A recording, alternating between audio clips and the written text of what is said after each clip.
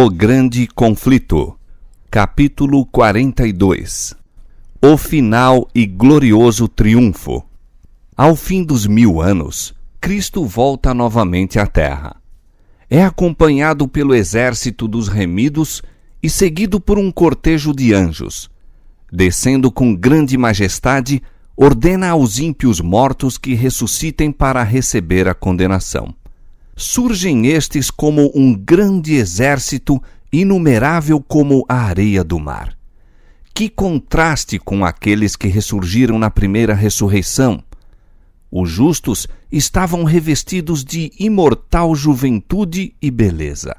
Os ímpios trazem os traços da doença e da morte. Todos os olhares daquela vasta multidão se voltam para contemplar a glória do Filho de Deus. A uma voz, as hostes dos ímpios exclamam: Bendito o que vem em nome do Senhor! Não é o amor para com Jesus que inspira esta declaração. É a força da verdade que faz brotar involuntariamente essas palavras de seus lábios. Os ímpios saem da sepultura tais quais a ela baixaram, com a mesma inimizade contra Cristo e com o mesmo espírito de rebelião. Não terão um novo tempo de graça no qual remediar os defeitos da vida passada. Para nada aproveitaria isso. Uma vida inteira de pecado não lhes abrandou o coração. Um segundo tempo de graça, se lhes fosse concedido, seria ocupado como foi o primeiro, em se esquivarem aos preceitos de Deus e contra ele incitarem rebelião. Cristo desce sobre o Monte das Oliveiras, donde, depois de sua ressurreição, ascendeu e onde anjos repetiram a promessa de sua volta. Diz o profeta: Virá o Senhor meu Deus, e todos os santos contigo. E naquele dia estarão os seus pés sobre o Monte das Oliveiras, que está de fronte de Jerusalém para o Oriente, e o Monte das Oliveiras será fendido pelo meio, e haverá um vale muito grande. O Senhor será rei sobre toda a terra. Naquele dia, um será o Senhor e um será o seu nome. Zacarias 14, versos 5, 4 e 9. Descendo do céu, a Nova Jerusalém, em seu deslumbrante resplendor, repousa sobre o lugar purificado e preparado para recebê-la, e Cristo, com seu povo e os anjos, entram na santa cidade. Agora Satanás se prepara para a última e grande luta pela supremacia. Enquanto despojado de seu poder e separado de sua obra de engano, o príncipe do mal se achava infeliz e abatido. Mas, sendo ressuscitados os ímpios mortos, e vendo ele as vastas multidões ao seu lado, revivem-lhe as esperanças e decide-se a não render-se no grande conflito. Arregimentará sob sua bandeira todos os exércitos dos perdidos e por meio deles se esforçará por executar seus planos. Os ímpios são cativos de Satanás. Rejeitando a Cristo, aceitaram o governo do chefe rebelde. Estão prontos para receber suas sugestões e executar-lhe as ordens. Contudo, fiel à sua astúcia original, ele não se reconhece como Satanás. Pretende ser o príncipe que é o legítimo dono do mundo e cuja herança foi dele ilicitamente extorquida. Representa-se a si mesmo ante seus súditos iludidos como um redentor, assegurando-lhes que seu poder os tirou da sepultura e que ele está prestes a resgatá-los da mais cruel tirania. Havendo sido removida a presença de Cristo, Satanás opera maravilhas para apoiar suas pretensões. Faz do fraco forte e a todos inspira com seu próprio espírito e energia. Propõe-se guiá-los contra o acampamento dos santos e tomar posse da cidade de Deus. Com diabólica exultação, aponta para os incontáveis milhões que ressuscitaram dos mortos e declara que, como seu guia, é muito capaz de tomar a cidade, reavendo seu trono e reino. Naquela vasta multidão, Há muitos que pertenceram à raça de grande longevidade que existiu antes do dilúvio. Homens de estatura elevada e gigantesco intelecto, os quais, entregando-se ao domínio dos anjos caídos, dedicaram toda a sua habilidade e saber à exaltação própria. Homens cujas maravilhosas obras de arte levaram o mundo a lhe idolatrar o gênio, mas cuja crueldade e invenções más, contaminando a terra e desfigurando a imagem de Deus, fizeram-no exterminá-los da face de sua criação.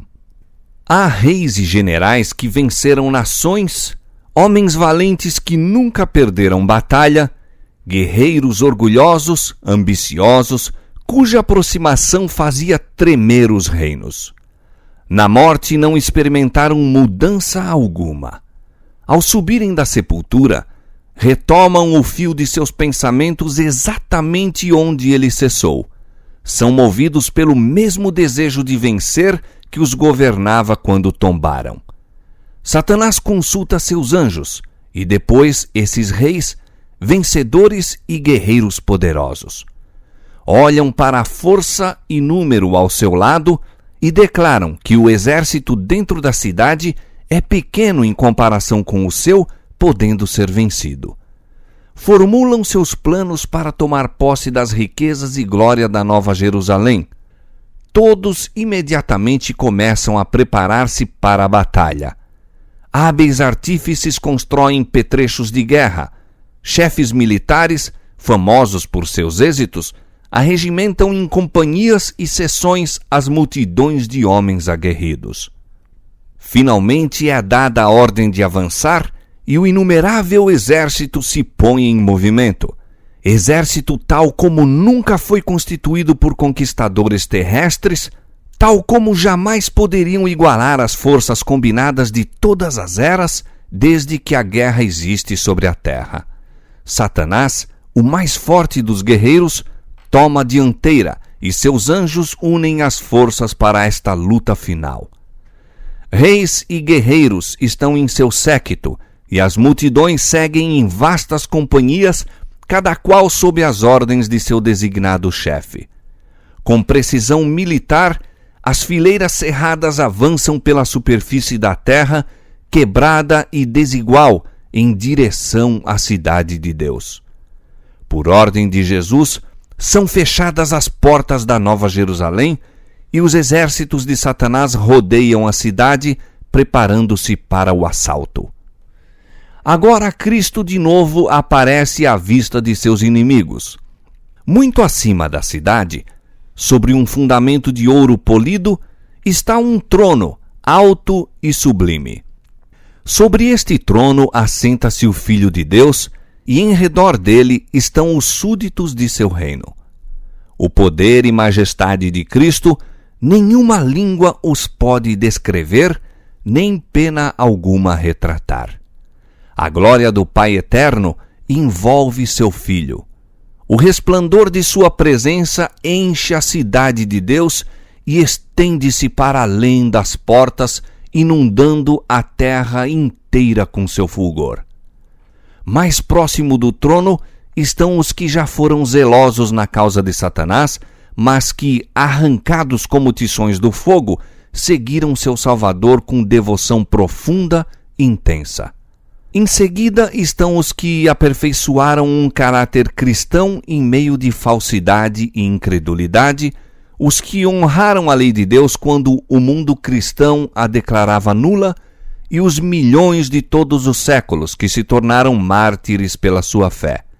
E além está a multidão, a qual ninguém podia contar, de todas as nações e tribos e povos e línguas, trajando vestidos brancos e com palmas nas suas mãos. Apocalipse 7, 9. Terminou a sua luta. A vitória está ganha. Correram no estádio e alcançaram o prêmio. O ramo de palmas em suas mãos é um símbolo de seu triunfo. As vestes brancas, um emblema da imaculada justiça de Cristo, a qual agora possuem. Os resgatados entoam um cântico de louvor que ecoa repetidas vezes pelas abóbodas do céu. salvação ao nosso Deus, que está assentado no trono, e ao Cordeiro. E anjos e serafins unem sua voz em adoração. Tendo os remidos contemplado o poder e malignidade de Satanás, viram como nunca dantes que poder algum, a não ser o de Cristo, poderia tê-los feito vencedores. Em toda aquela resplendente multidão, ninguém há que atribua a salvação a si mesmo, como se houvesse prevalecido pelo próprio poder e bondade. Nada se diz do que fizeram ou sofreram. Antes, o motivo de cada cântico, a nota fundamental de toda a antífona é: salvação ao nosso Deus e ao Cordeiro.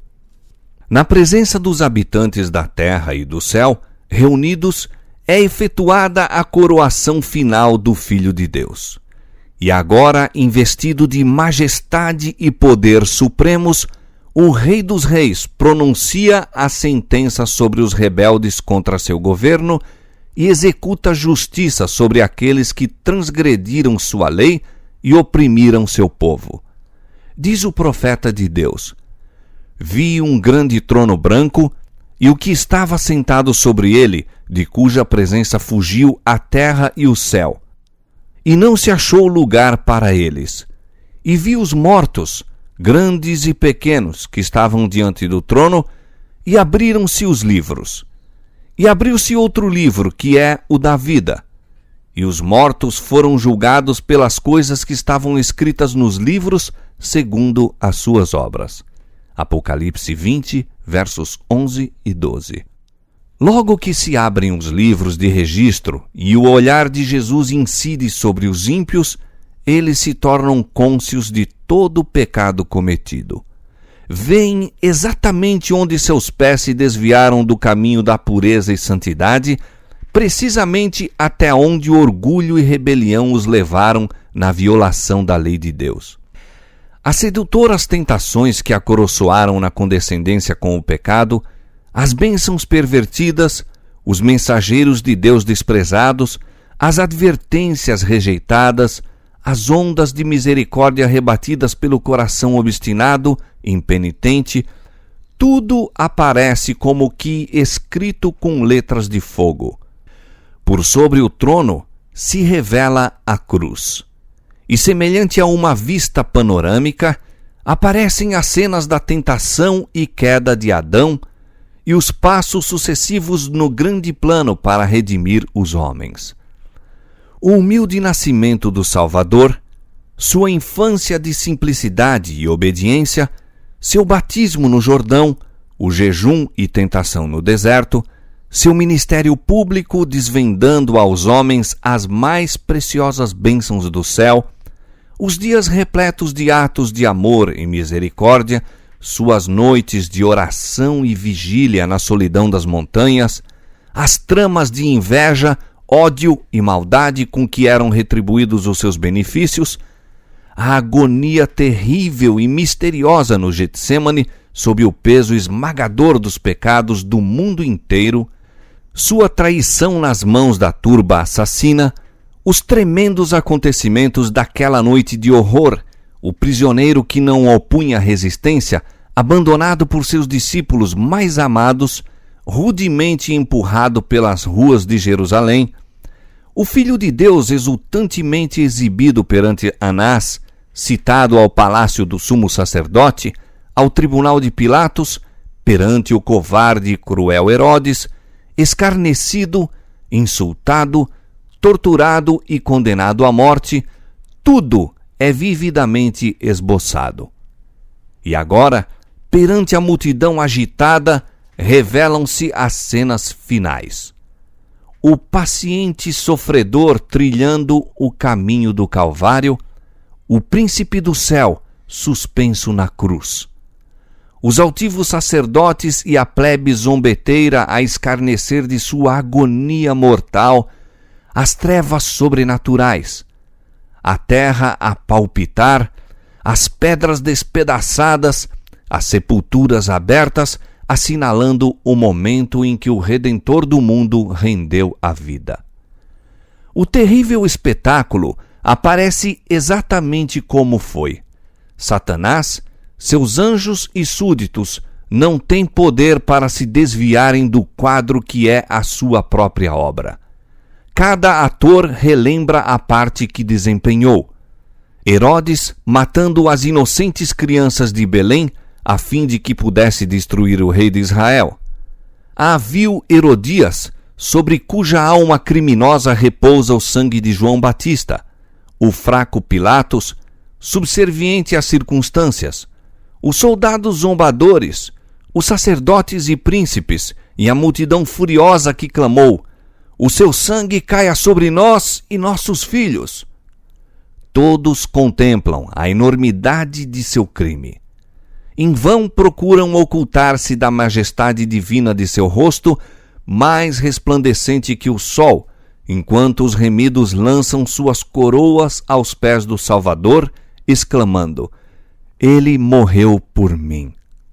Entre a multidão resgatada, acham-se os apóstolos de Cristo, o heróico Paulo, o ardoroso Pedro, o amado e amante João e seus fiéis irmãos, e com estes o vasto exército dos mártires, ao passo que, fora dos muros, com tudo o que é vil e abominável, estão aqueles pelos quais foram perseguidos, presos e mortos. Ali está Nero, aquele monstro de crueldade e vício, contemplando a alegria e exaltação daqueles que torturara e em cujas aflições extremas encontrara deleite satânico. Sua mãe está ali para testemunhar o resultado de sua própria obra, para ver como os maus traços de caráter transmitidos a seu filho, as paixões acoroçoadas e desenvolvidas por sua influência e exemplo, produziram frutos nos crimes que fizeram o mundo estremecer. Ali estão os sacerdotes e prelados romanistas que pretendiam ser embaixadores de Cristo e, no entanto, empregaram a tortura, a masmorra, a fogueira para dominar a consciência de seu povo. Ali estão os orgulhosos pontífices que se exaltaram acima de Deus e pretenderam mudar a lei do Altíssimo. Aqueles pretensos pais da Igreja têm uma conta a prestar a Deus, da qual muito desejariam livrar-se. Demasiado tarde, chegam a ver que o Onisciente é zeloso de sua lei e que de nenhuma maneira terá por inocente o culpado. Aprendem agora que Cristo identifica seu interesse com o de seu povo sofredor e sentem a força de suas palavras. Quando o fizestes a um destes meus pequeninos irmãos, a mim o fizestes. Mateus 25:40. O mundo ímpio todo acha-se em julgamento perante o tribunal de Deus, acusado de alta traição contra o governo do céu. Ninguém há para pleitear sua causa. Estão sem desculpa, e a sentença de morte eterna é pronunciada contra eles. É agora evidente a todos que o salário do pecado não é nobre independência e vida eterna, mas escravidão, ruína e morte. Os ímpios veem o que perderam em virtude de sua vida de rebeldia. O peso eterno de glória muito excelente foi desprezado quando lhes foi oferecido. Mas quão desejável agora se mostra! Tudo isto, exclama a alma perdida, eu poderia ter tido, mas preferi conservar estas coisas longe de mim. Ó estranha presunção! Troquei a paz, a felicidade e a honra pela miséria, infâmia e desprezo. Todos veem que sua exclusão do céu é justa. Por sua vida declaram: não queremos que este Jesus reine sobre nós. Como que extasiados, os ímpios contemplam a coroação do Filho de Deus. Veem em suas mãos as tábuas da lei divina, os estatutos que desprezaram e transgrediram. Testemunham o irromper de admiração, transportes e adoração por parte dos salvos, e ao propagar-se a onda de melodia sobre as multidões fora da cidade, todos a uma exclamam: Grandes e maravilhosas são as tuas obras, Senhor Deus Todo-Poderoso. Justos e verdadeiros são os teus caminhos, ó Rei dos Santos. Apocalipse 15, 3. E prostrando-se, adoram o Príncipe da Vida. Satanás parece paralisado ao contemplar a glória e majestade de Cristo. Aquele que fora um querubim cobridor, lembra-se donde caiu. Ele, um serafim resplandecente, filho da alva, quão mudado, quão degradado.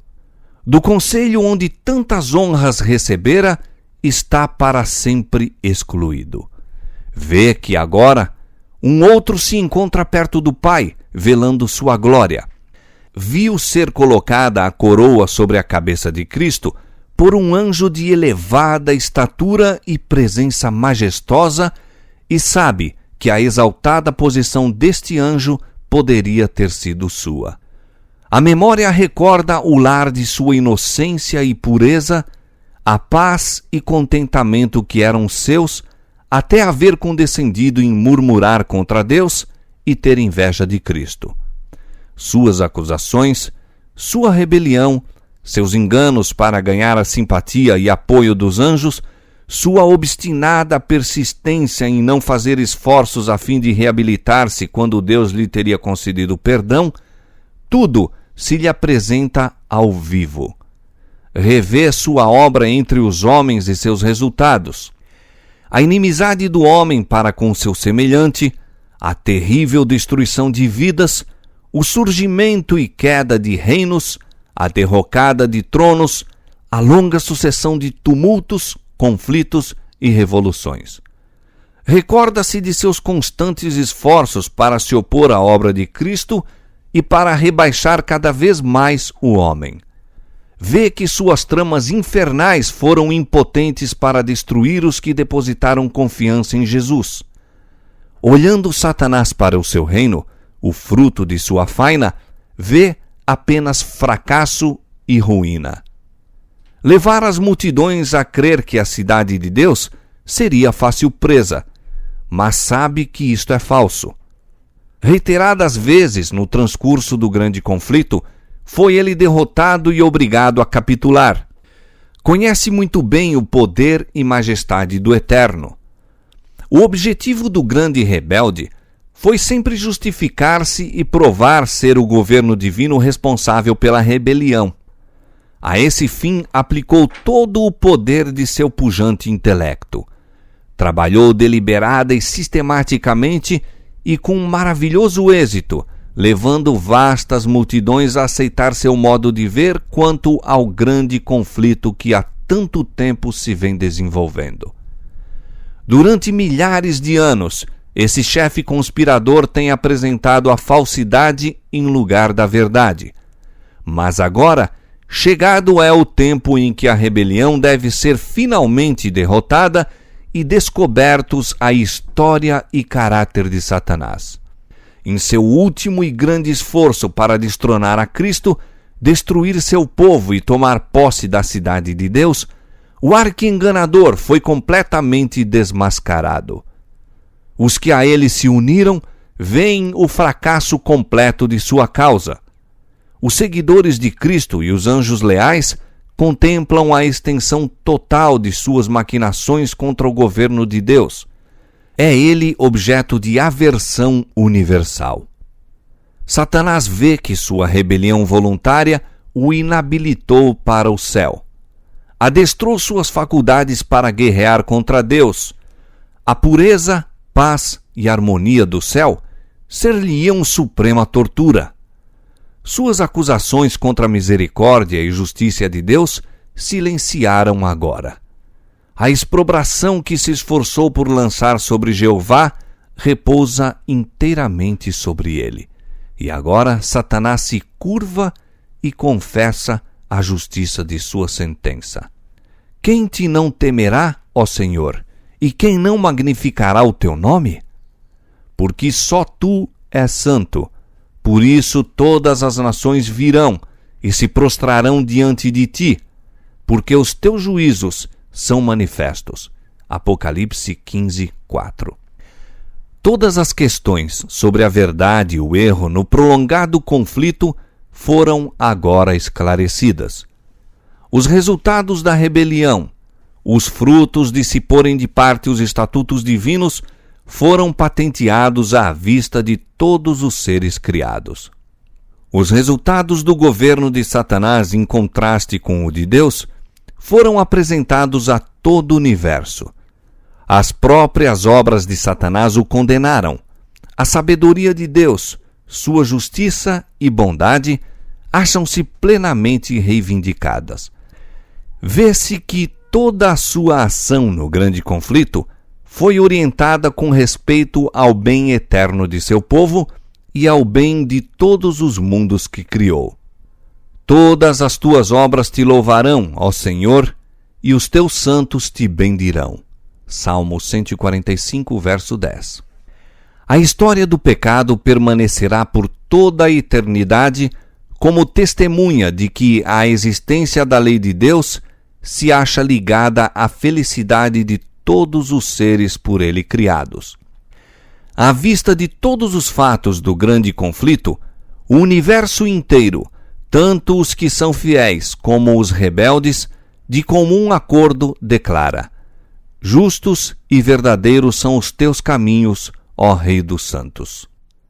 Perante o universo foi apresentado claramente o grande sacrifício feito pelo Pai e o Filho em prol do homem. É chegada a hora em que Cristo ocupa a sua devida posição, sendo glorificado acima dos principados e potestades e sobre todo o nome que se nomeia. Foi pela alegria que lhe estava proposta, a fim de poder trazer muitos filhos à glória, que ele suportou a cruz e desprezou a ignomínia. E por inconcebivelmente grande que tivessem sido a tristeza e a ignomínia, todavia maiores são a alegria e a glória. Ele olha para os remidos, renovados em sua própria imagem, trazendo cada coração a impressão perfeita do divino, refletindo cada rosto a semelhança de seu rei.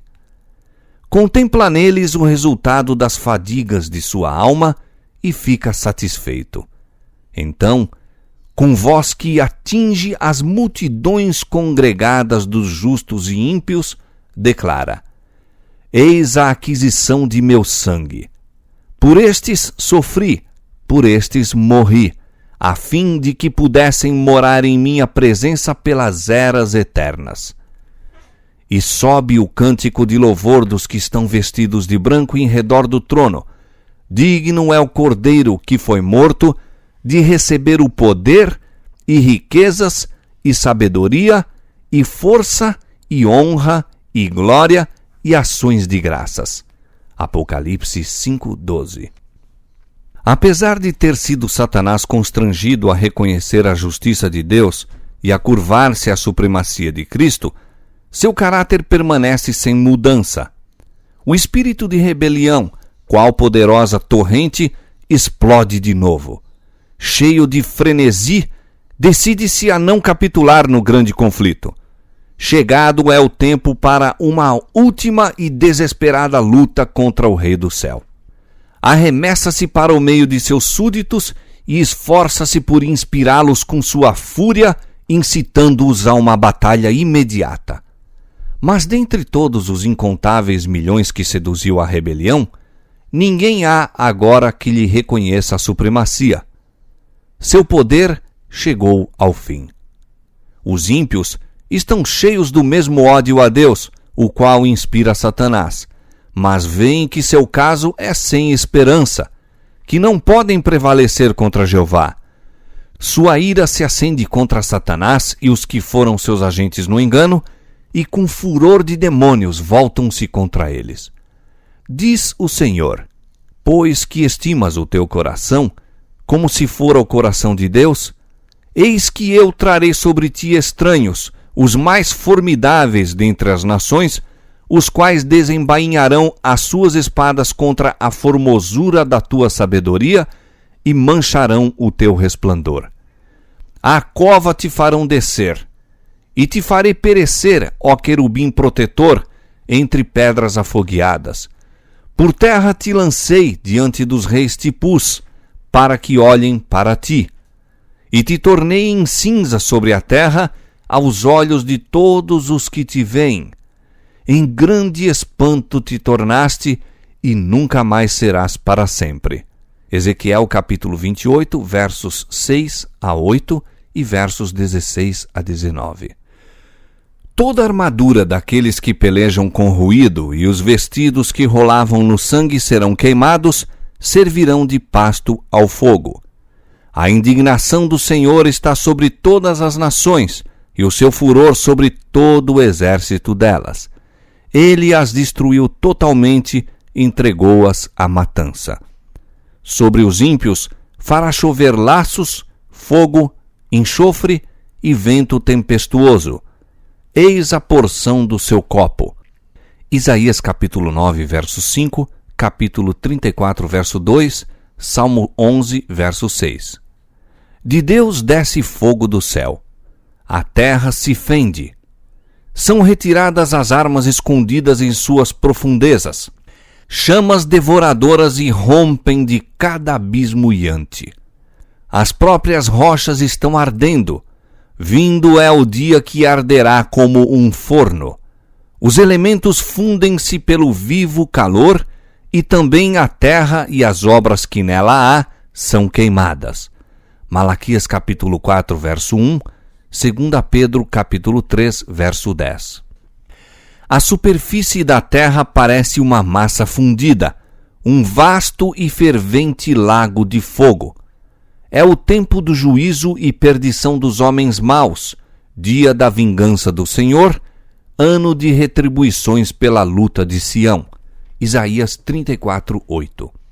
Os ímpios recebem sua recompensa na terra. Provérbios 11, 31. Serão como a palha, e o dia que está para vir os abrasará, diz o Senhor dos Exércitos.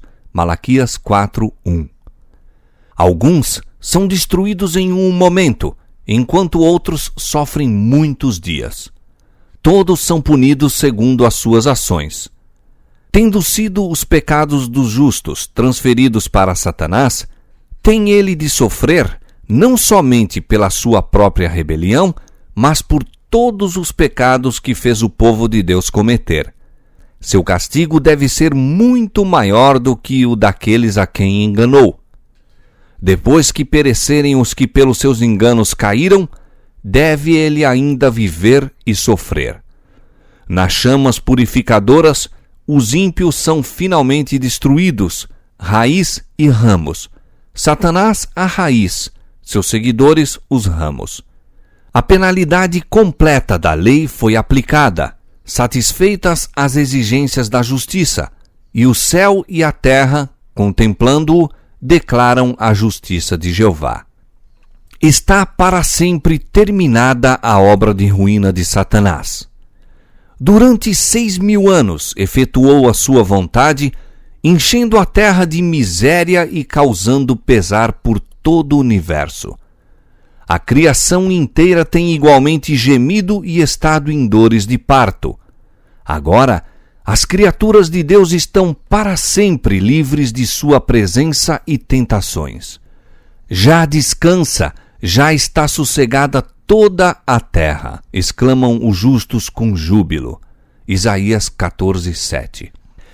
E uma aclamação de louvor e triunfo sobe de todo o universo fiel. A voz de uma grande multidão, como a voz de muitas águas e a voz de fortes trovões, é ouvida dizendo: Aleluia, pois o Senhor Deus onipotente reina. Apocalipse 19, 6. Enquanto a terra está envolta nos fogos da destruição, os justos habitam em segurança na santa cidade. Sobre os que tiveram parte na primeira ressurreição, a segunda morte não tem poder. Ao mesmo tempo em que Deus é para os ímpios um fogo consumidor, é para o seu povo santo sol como escudo. Apocalipse 20, verso 6, Salmo 84, verso 11. Vi um novo céu e uma nova terra, porque já o primeiro céu e a primeira terra passaram, Apocalipse 21, 1. O fogo que consome os ímpios purifica a terra. Todo vestígio de maldição é removido. Nenhum inferno a arder eternamente conservará perante os resgatados as terríveis consequências do pecado. Apenas uma lembrança permanece. Nosso Redentor sempre levará os sinais de sua crucifixão. Em sua fronte ferida, em seu lado, em suas mãos e pés, estão os únicos vestígios da obra cruel que o pecado efetuou. Diz o profeta contemplando Cristo em sua glória. Raios brilhantes saíam da sua mão, e ali estava o esconderijo da sua força. Abacuque 3, verso 4. Suas mãos, seu lado ferido, donde fluiu a corrente carmesim, que reconciliou o homem com Deus, ali está a glória do Salvador, ali está o esconderijo da sua força. Poderoso para salvar, mediante o sacrifício da redenção, foi ele, portanto, forte para executar justiça sobre aqueles que desprezaram a misericórdia de Deus. E os sinais de sua humilhação são a sua mais elevada honra. Através das eras intérminas, os ferimentos do Calvário lhe proclamarão o louvor e declararão o poder. E a ti, ó torre do rebanho, monte da filha de Sião, a ti virá, sim, a ti virá o primeiro domínio. Miqueias 4, 8. Chegado é o tempo para o qual santos homens têm olhado com anseio desde que a espada inflamada vedou o Éden ao primeiro par. Tempo para a redenção da possessão de Deus. Efésios 1, 14. A terra, dada originariamente ao homem como seu reino, traída por ele às mãos de Satanás, e tanto tempo retida pelo poderoso adversário, foi recuperada pelo grande plano da redenção. Tudo o que se perdera pelo pecado foi restaurado. Assim diz o Senhor, que formou a terra e a fez. Ele a estabeleceu, não a criou vazia, mas a formou para que fosse habitada.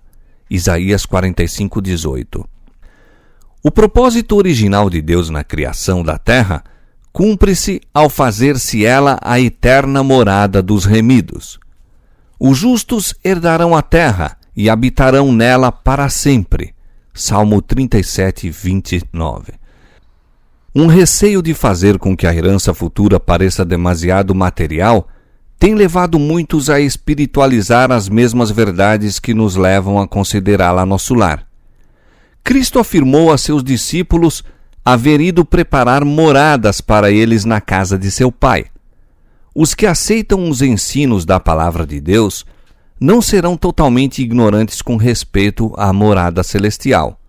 E, contudo, as coisas que o olho não viu e o ouvido não ouviu e não subiram ao coração do homem são as que Deus preparou para os que o amam. 1 Coríntios 2, 9. A linguagem humana não é adequada para descrever a recompensa dos justos. Será conhecida apenas dos que a contemplarem. Nenhum espírito finito pode compreender a glória do paraíso de Deus. Na Bíblia, a herança dos salvos é chamada um país. Hebreus 11, 14 a 16. Ali, o pastor celestial conduz seu rebanho às fontes de águas vivas. A árvore da vida produz seu fruto de mês em mês, e as folhas da árvore são para a saúde das nações. Existem torrentes sempre a fluir, claras como cristal, e ao lado delas, árvores ondeantes projetam sua sombra sobre as veredas preparadas para os resgatados do Senhor. Ali as extensas planícies avultam em colinas de beleza, e as montanhas de Deus erguem seus altivos píncaros. Nessas pacíficas planícies, ao lado daquelas correntes vivas, o povo de Deus, durante tanto tempo peregrino e errante, encontrará um lar. O meu povo habitará em morada de paz, e em moradas bem seguras, e em lugares quietos de descanso. Nunca mais se ouvirá de violência na tua terra, de desolação ou destruição nos teus termos, mas aos teus muros chamarás salvação, e às tuas portas louvor. Edificarão casas, e as habitarão, e plantarão vinhas, e comerão o seu fruto. Não edificarão para que outros habitem, não plantarão para que outros comam. Os meus eleitos gozarão das obras das suas mãos. Isaías capítulo 32, verso 18, capítulo 60, verso 18, capítulo 65, versos 21 e 22. Ali, o deserto e os lugares secos se alegrarão disto, e o ermo exultará e florescerá como a rosa. Em lugar do espinheiro crescerá a faia, e em lugar da sarça crescerá a murta. Isaías 35, verso 1 e 55, verso 13. E morará o lobo com o cordeiro, e o leopardo com o cabrito se deitará, e um menino pequeno os guiará. Não se fará mal nem dano algum em todo o monte da minha santidade, diz o Senhor. Isaías 11, versos 6 e 9. A dor não pode existir na atmosfera do céu. Ali não mais haverá lágrimas, cortejos fúnebres, manifestações de pesar. Não haverá mais morte, nem pranto, nem clamor, porque já as primeiras coisas são passadas. Apocalipse 21, 4. E morador nenhum dirá: enfermo estou, porque o povo que habitar nela será absorvido da sua iniquidade. Isaías 33, 24. Ali está a Nova Jerusalém, a metrópole da nova terra glorificada, como uma coroa de glória na mão do Senhor e um diadema real na mão de teu Deus. Isaías 62, 3. Sua luz era semelhante a uma pedra preciosíssima, como a pedra de jaspe, como cristal resplandecente.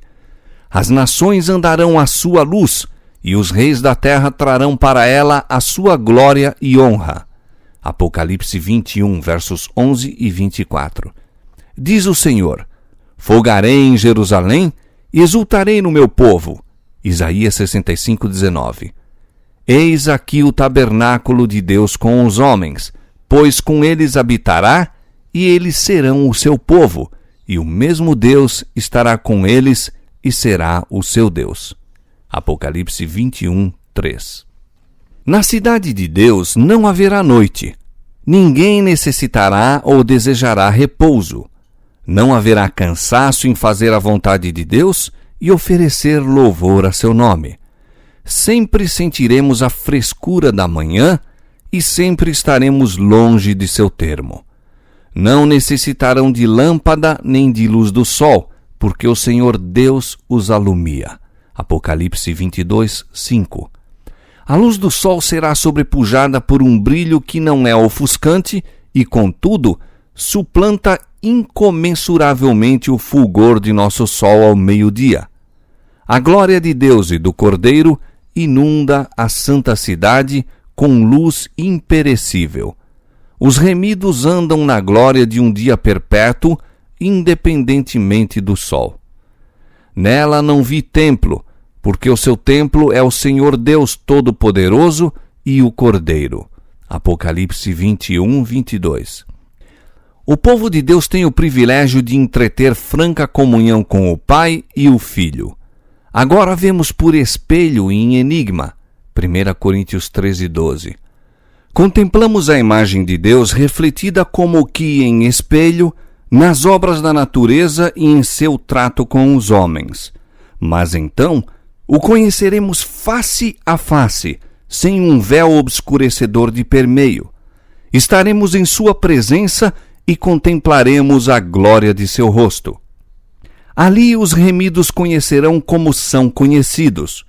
O amor e simpatias que o próprio Deus plantou na alma encontrarão ali o mais verdadeiro e suave exercício. A comunhão pura com os seres santos, a vida social harmoniosa com os bem-aventurados anjos e com os fiéis de todos os tempos, que lavaram suas vestes e as branquearam no sangue do Cordeiro, os sagrados laços que reúnem toda a família nos céus e na terra, tudo isto concorre para constituir a felicidade dos remidos.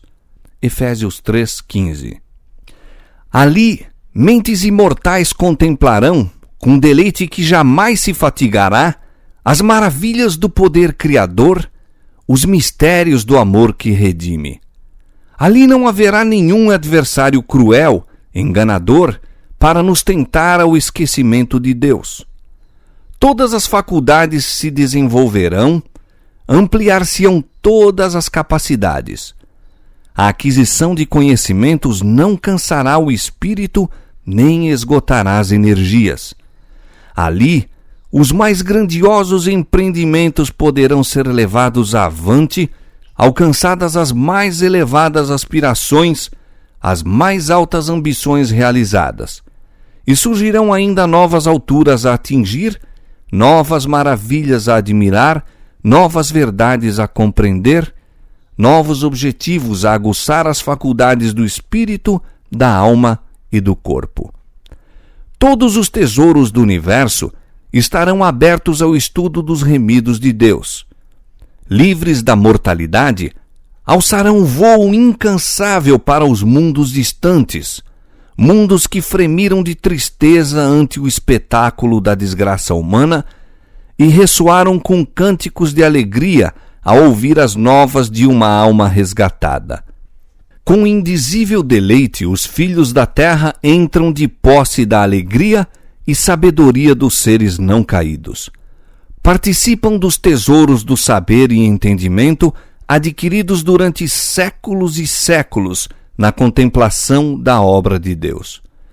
Com visão desanuviada, olham para a glória da criação, achando-se sóis, estrelas e sistemas planetários, todos na sua indicada ordem, a circular em redor do trono da divindade.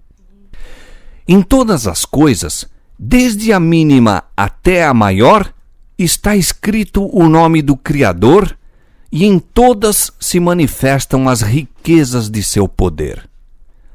E ao transcorrerem os anos da eternidade, trarão mais e mais abundantes e gloriosas revelações de Deus e de Cristo. Assim como o conhecimento é progressivo, também o amor, a reverência e a felicidade aumentarão. Quanto mais aprendem os homens acerca de Deus, mais lhe admiram o caráter. Ao revelar-lhes Jesus as riquezas da redenção e os estupendos feitos do grande conflito com Satanás, a alma dos resgatados fremirá com mais fervorosa devoção e com mais arrebatadora alegria dedilharão as harpas de ouro. E milhares de milhares e milhões de vozes se unem para avolumar o potente coro de louvor. E ouvi a toda a criatura que está no céu, e na terra, e debaixo da terra, e que está no mar, e a todas as coisas que neles há, dizer: ao que está assentado sobre o trono, e ao Cordeiro, sejam dadas ações de graças, e honra, e glória, e poder, para todo o sempre. Apocalipse 5:13. O grande conflito terminou. Pecado e pecadores não mais existem. O universo inteiro está purificado. Uma única palpitação de harmonioso júbilo vibra por toda a vasta criação. Daquele que tudo criou, emanam vida, luz e alegria por todos os domínios do espaço infinito. Desde o minúsculo átomo até ao maior dos mundos, todas as coisas, animadas e inanimadas, em sua serena beleza e gozo, declaram que Deus é amor.